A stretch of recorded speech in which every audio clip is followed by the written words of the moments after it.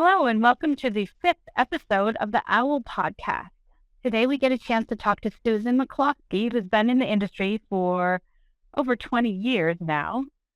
Hi, Susan, and thank you for joining. Hi, thank you for inviting me, Lindsay. I have known Susan for quite a few years, and she has a very diverse past and a long history in aviation. But I'm kind of curious. To start off with the first question is, how did you get started in aviation?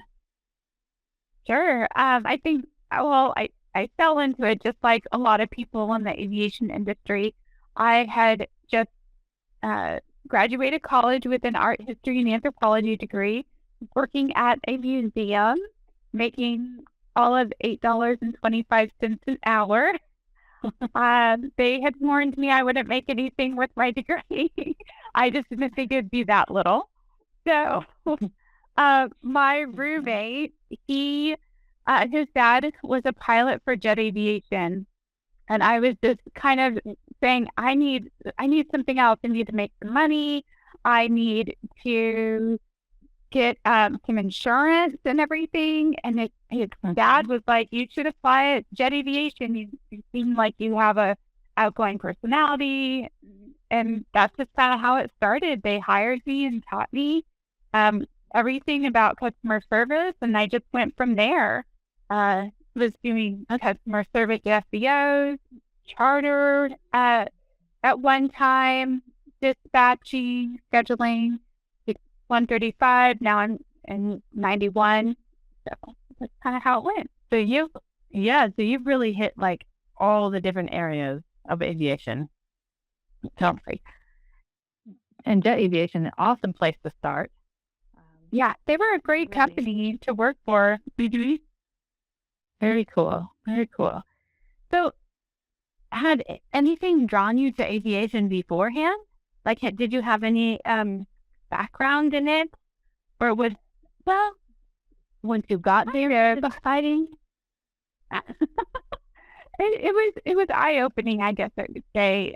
My dad had been a pilot in the Navy for 24 years, and then he was a flight instructor, a sim instructor for 26 years for American Airlines. And there was a point, he had a very long career. There was a point in my life where I wanted to be a pilot, not just to be a pilot, but I wanted to travel. That was my thing. Like, what can I do that will allow me to travel? How can I get flight benefits?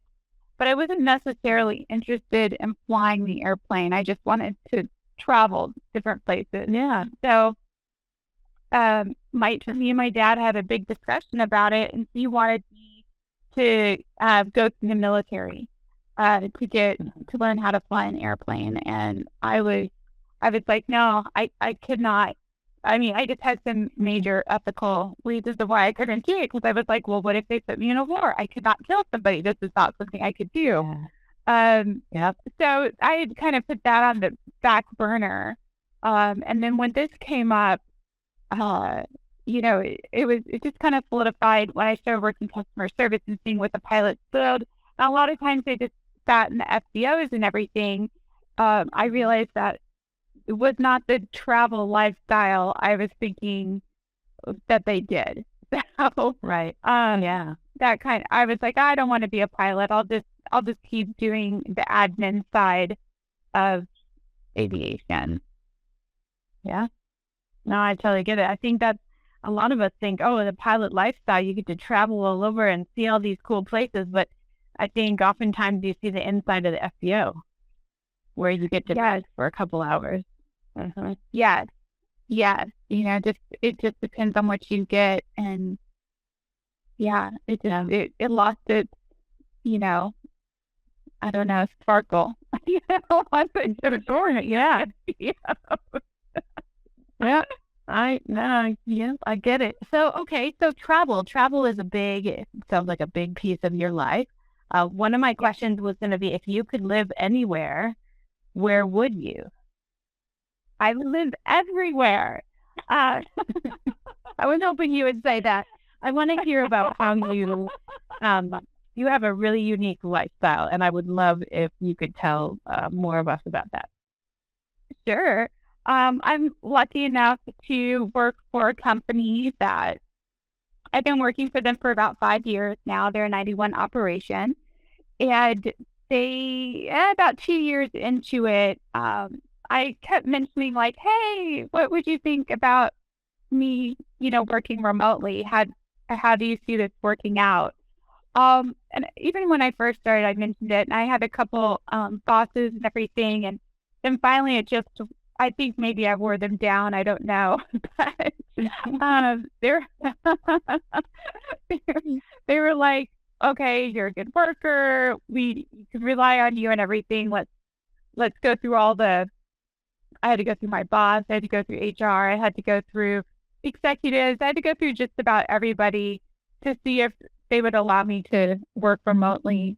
And they did. They put me on like a probation period because my goal was to travel.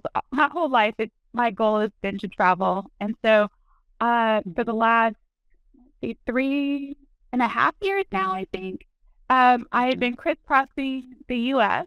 In my little van and living in different states for periods of time from a month to it was a week to like 3 months at each place. But since it's been COVID, I was in Oregon for like 7 months, and now I've been in Florida for like 4 or 5 months, so a little bit longer, just because there's the pandemic, and it's not the best time to travel. Yep. Yeah. Uh-huh. And you bring your kitties with you too, right? I mean, it's like you bring your whole life with you to each of these locations. Yes. So everything I own fits into my van, including my cats, and they're troopers, definitely troopers. Yeah. So when I started doing this, I got rid of everything pretty much that I owned, all my furniture, everything. So I pack it all up, and we just go wherever it seems right. That is so awesome. And I think there's lots of people who want to do this. And with the pandemic, a lot of us have gone remotely, but you've just taken it that one before the pandemic, you took it that one step further, and you moved around. I would guess, and I hope, people would find inspiration in what you do. And as soon as the traveling gets a little bit easier, I can see where more schedulers and dispatchers start doing this. Yeah, definitely. I think that it works. I know it works for me because I'm super just dedicated to my job, and my company is on the West Coast. So no matter where I am in the country, I keep West Coast hours. So right now, I work from 11 a.m. to 8 p.m. because 8 a.m. to 5 p.m. In California is when the majority of the information comes on. Unless, of course, have flights at nighttime or in the morning and stuff, I'll adjust my schedule. But those are the main times I hear from the EAs. So no matter, and I'm always available at my computer. It's not like I'm running around. I take my breaks when the EAs take their breaks. So it's just, I think it's not, so I do my exploring in the mornings, in the evenings, and on the weekends. I keep the solid hours where I'm in front of a computer. And that must help them feel really confident in, you doing your job, you being available, and for them not to ask you to come back to the office, I guess, as long as you're doing everything they need. Definitely. I mean, for the first couple years of doing it, no one even knew that I was not living in the state or at the hangar, because I was at the hangar with the maintenance guys, and that was it. I'd see the pilots right before they left, sometimes when they come back. But I never saw anybody from the home office. No one ever saw me. No one ever came to the hangar. I was the only person that had an office there. So it was always by email and phone anyway. So many of them, unless they heard it from somebody else, I didn't offer up the information that I was, 3 states away or something. Yep. That is so cool. I just really think that's really cool. And I think there's other people who might have thought about it in the back of their head, but maybe they just didn't know how to go through it or how to start it. It sounds like it starts with a discussion with your boss, or perhaps I should back it up. It sounds like it starts with quality, good dedication to your work while you're there, and then maybe talking to your boss and HR and moving forward with it. Hoping that it's going to be easier for more people to do it now, since remote work is so important. I would suggest it to anybody who has been wanting to do it. It's the best experience ever.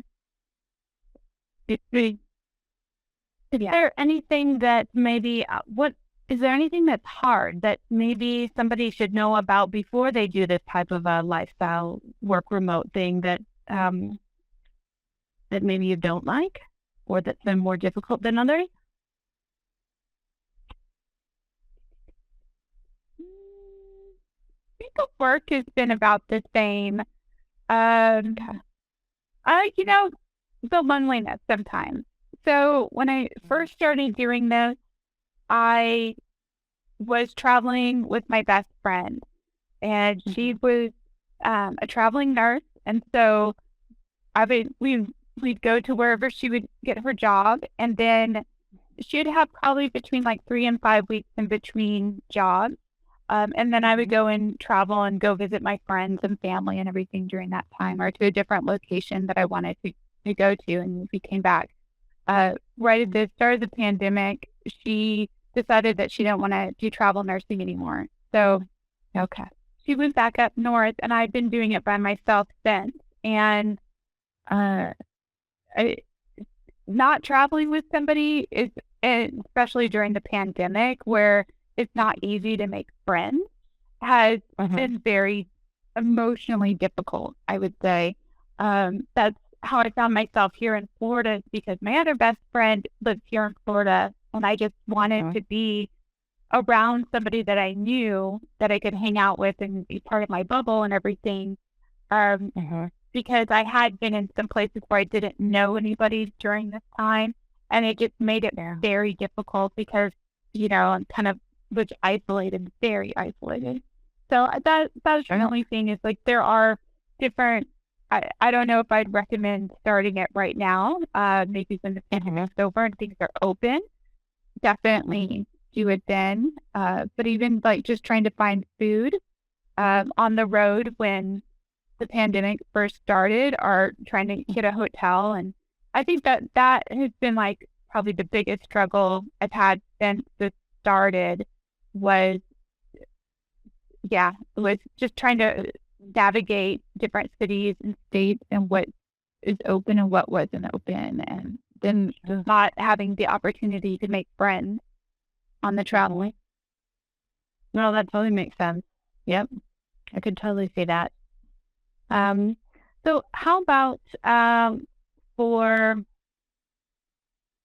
let's say, let's kind of take it to a separate note here. What about for people who maybe don't have any experience in aviation, similar sort of to you when you got into the industry? Do you have any suggestions to them if they were coming into this industry? Maybe perhaps what they should learn, or where they should go to learn it? Or definitely, I think starting at the FBOs is an excellent way to start in aviation.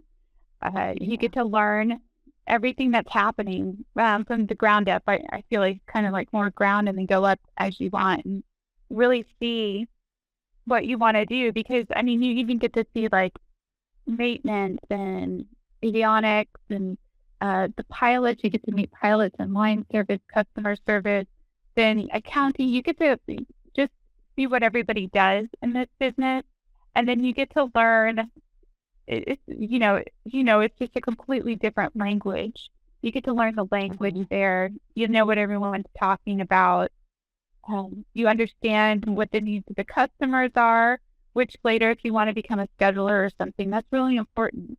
I think one of the things that I worked at Millionaire for a couple years, and their big thing was anticipate the customer's needs.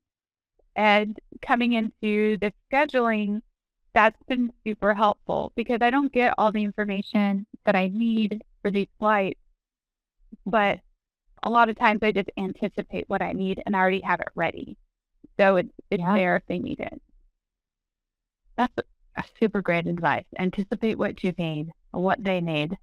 And that can apply across, you're right, any of them, customer service, FBO, scheduling, dispatching with your pilots. That's a great suggestion. Very cool. Well, awesome. If anybody might want to reach out to Susan, feel free to reach out to me and I can get you in touch with her because she's a really great resource if this is something you might think you'd like to do and travel along with your remote working. And well, great. Well, Susan, thank you so much for your time today. Yes. And then I just also want to say, too, if anyone's on the NBAA website, I am a mentor on the website and I'm looking for a mentee. Awesome. Yeah. So I would love, just to be able to help someone and talk them through this industry. But the other thing is if you want to see my travels and everything, I'm on Instagram under Radiant and Blissful Journey. And it's just been documenting the process of all my travels throughout this time. I would highly suggest checking her out there. She has beautiful pictures. Definitely. And the mentor-mentee thing is hugely important. I think that's a great program that they have. Mm-hmm. I'm glad you brought that up. Because that's going to help you move your career forward a lot faster than just trying to, dig it out on your own, especially during this pandemic when we can't get together and do these conferences in person. Definitely. And it's all about who you know in aviation. Right? It really is. Network. I feel like I've gotten huge. Almost every single one of my jobs from someone who I've known, or they've recommended me, or they told me about a job. Mm-hmm. No, great advice as well. I agree. Meet as many people as possible and make those connections. Mm-hmm. Awesome. Well, cool. Well, anything else, Susan? I think I did. Thank you so much for having me on. You're awesome. Well, thank you, Susan. No, I love you. I've been wanting to do this interview for a long time because I just really admire what you do, and I think you're a really big inspiration. I love traveling as well, and I think it's really important, really, to see and experience different locations and people. Definitely. And you should share your story one time because you have traveled a lot. And with your family and your dogs and everything. I love it so much. And your stories is everything. Oh, that's right. Oh my gosh. Yes. Someday. Yeah. You parked your Airstream in my yard one time. That's right. That was awesome. That was a great trip. Yeah. Man, we've had some fun times, Susan. But yeah, definitely sure have. Cool. Well, awesome. Thank you again very much for all your time. And if anyone wants to get in touch with Susan, again, like she said, her Instagram, check her out there, or you can reach out to me as well, and I can get you stuff with her contact information. So. All right, Susan, you have a great rest of your day. You too. Thanks, Lindsay. Bye-bye. Thanks. Bye.